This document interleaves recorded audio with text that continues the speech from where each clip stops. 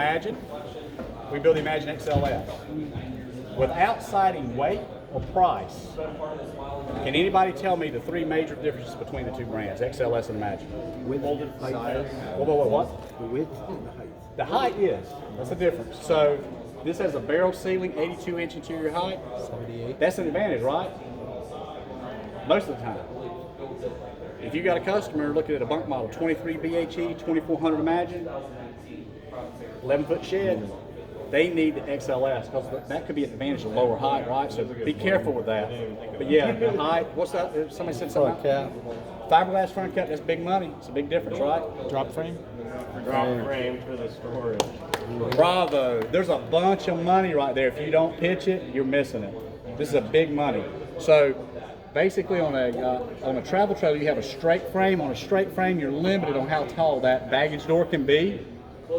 By cutting that, undersling and re-welding it, I can get a 23 by 32 inch opening and 47 cubic feet of, this is fifth wheel pass through in a travel trailer.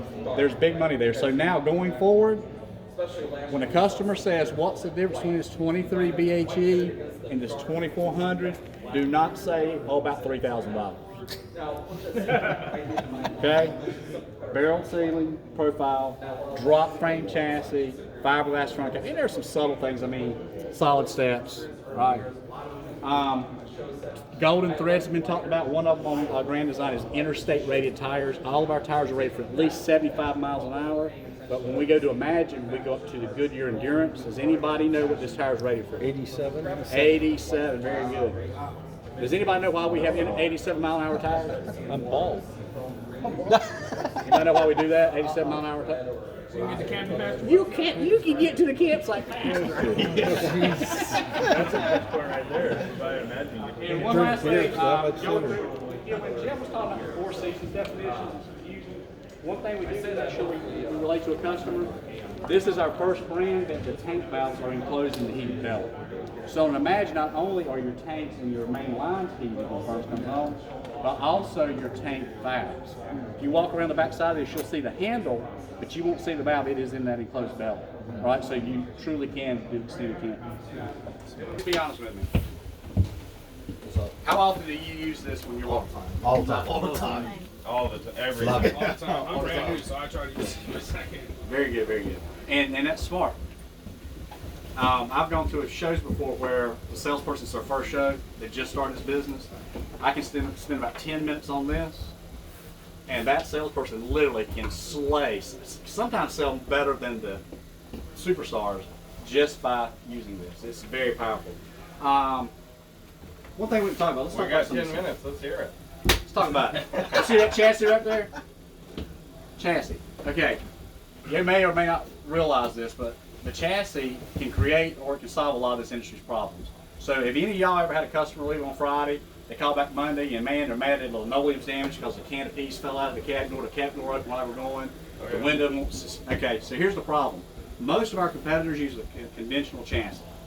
And if you look up under the outrigger that carries the weight of the wall and the roof to the chassis is 16, 18, sometimes it's 23 inches. When you put wall and roof weight 2 feet from the chassis, that leverage is going to create a crown in the center of the floor, right? Have you ever noticed you walk down the center of most RVs and you feel it? Your customers will notice it too. You know what they don't notice in here? Don't do that. It's rock solid.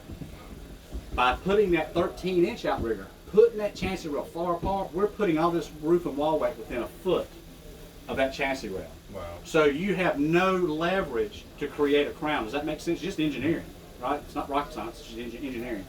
So here's what that does for the customer. It reduces water leaks. Because when you're going down the road like this, that back wall and side wall are fighting each other. You get that, the seals open up, you leak, right? That cabinet door worked fine in your shop when you get it out, they hit a pothole, the style wrapped out a square, now everything's in the floor, right? So wide track chassis is huge. Adds a little bit of weight.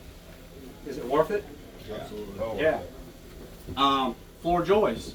Does anybody know how many floor joists your closest competitor, best competitor of this brand has? That's kind of the load of this floor. Anybody want to guess? Your best competitor has two.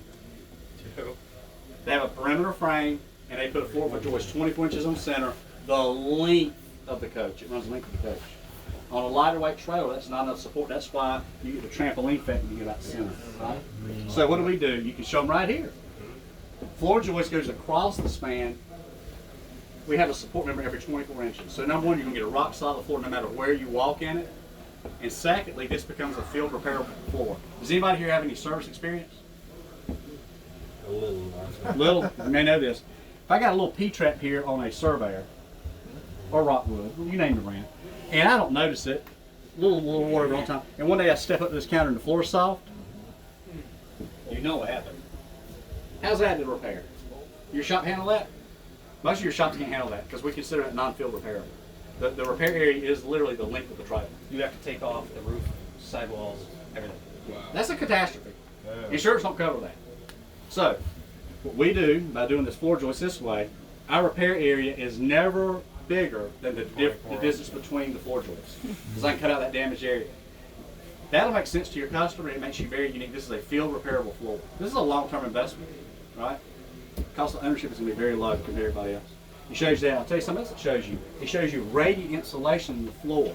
Now, y'all do have a handful of competitors in this class that use radiant, but they lay it in as a sheet. And so when it leaves the factory, it's not there anymore. It's right, left, it's wherever it's got slung to, right? When y'all go to the reflection plant today, you're going to see their belly board material. Pay attention because we actually have that laminated. It's bonded to the belly board. So as long as this coach is on the road, that insulation is exactly where we bonded it, right? Slide boxes, that's where you get cold air. There's no insulation. Yeah, there is, because we put radiant insulation in slide box doors. And then we also put it in our roof. So R9 fiberglass with a radiant layer. Does anybody know what the R value of this is? For 11. 40. Or 40. If you buy a luxury class 50, you may have an R40. Or 30 most of the time. We can keep you comfortable. So those customers, you're in a hot climate and they're wondering, hey man, is this air conditioning cool? You absolutely can, because R value is just as important as capacity, right? Heating, same thing. By reflecting that heat inside the box, we're going to make this coach from them. So do they put astrofoil in the roof too? Yeah, right above, right above the fiberglass. It starts from the back all the way down. That's the Breaks cap. down all the way to the front cap. And then you'll see the framed openings. And this is my favorite feature. But so your competitors do what they call it engineered walls. Anybody ever heard the term engineered wall? That's industry slang for we only use vertical studs where needed, right? Meaning you don't do anything horizontal. You don't frame the openings. This shows you that we frame all the openings. And here's the problem with that. If I'm using vertical studs, that window's not enclosed with a stud. So what happens is when they route it out, they bring out a jig for that floor plan, and the router follows the jig. Well, as the router bit wears, the opening gets bigger and bigger and bigger. If you were the first coach built with that new router bit, your window will fit snug, right? If you're the last few coaches they built, it's going to wobble around like this, so a guy has a center in the opening as one guy tightens the screws to it, right? That's no good. So it's a floating window, I guess. The other problem with that is when they seal that window, you remember the butyl seal Jeff was talking about? When they put that butyl around there, and by the time that screw is tight enough to compress the butyl seal, it's also compressed the polystyrene, which is what's holding that window in that opening. That polystyrene is going to relax rapidly. You're not going to have any tension when we're trying to expand. So your customer goes on a trip or two, they hit a pothole, that window drops, and as I said before, it don't leak, it pours. That's every single one of these windows that has that potential. So you got a temporary seal versus I hate to use the word permanent, but it's long-term seal, right, without maintenance. Is that a big deal? Yes. So when your customer comes here, the only disadvantage we have in the market, the only disadvantage we have is we're a few hundred pounds more than some of our competitors, and we cost a little bit more money. And now you know one of the reasons why. And The chassis is huge. that's huge. That's where you want to spend the money. We've got some features we'll talk about in a moment. But what I want to relate to is, and I'll give credit where it's due. I'm not a smart man. I learn from watching and listening. I go to a lot of shows, and I learned this from a salesperson, and I've used it ever since, and it works. Has anybody ever come into your show or your display and say, hey, I'm looking at an Alta down the street. Can you show me the difference between the two? I like to imagine too. Does that ever happen? Or Forest River? Yeah, all the time. All the time. All the time. I used to play that game. I don't play that game no more. I do this, and it works. This is 100%. This has never failed.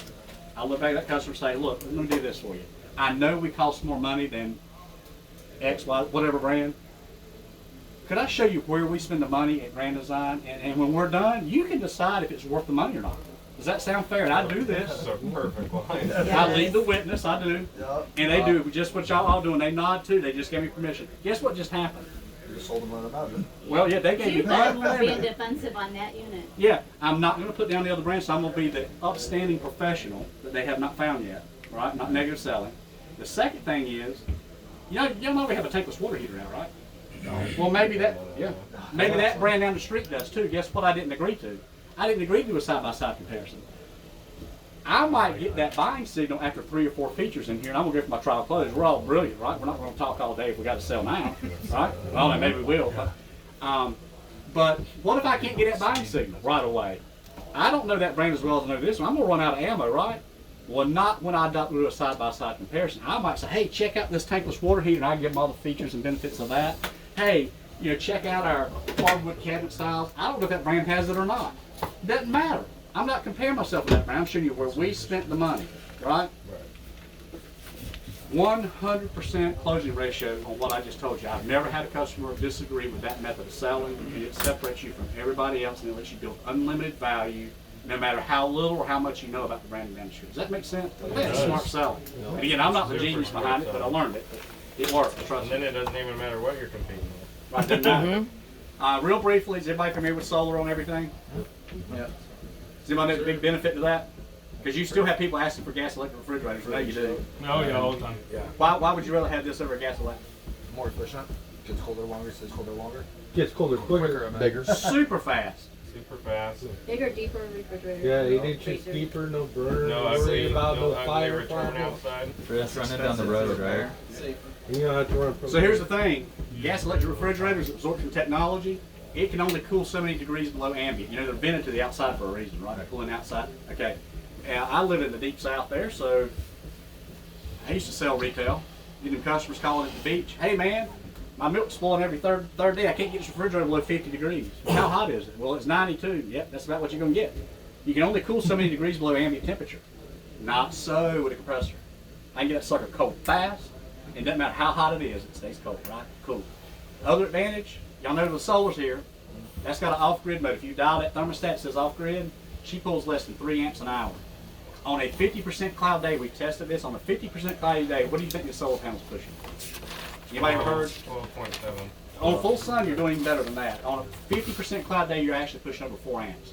So even on a cloudy day, we're typically going to produce more power than we need. Right. An average week will produce more power than that needs to operate off of that. Now, that's at an average week. If you get the customer who's that off-grid guy, they may need more battery capacity. Our converters will fully charge a lithium battery. The new converters here are auto detect. They have a little decal on to remind you. Auto detect, it will sense whether it's lead acid or if it's lithium technology, and it will charge either of those optimally to full capacity. That's a big deal for a lithium dude, right? Do you agree? And I'm gonna Is that let new to 23? that came out in April.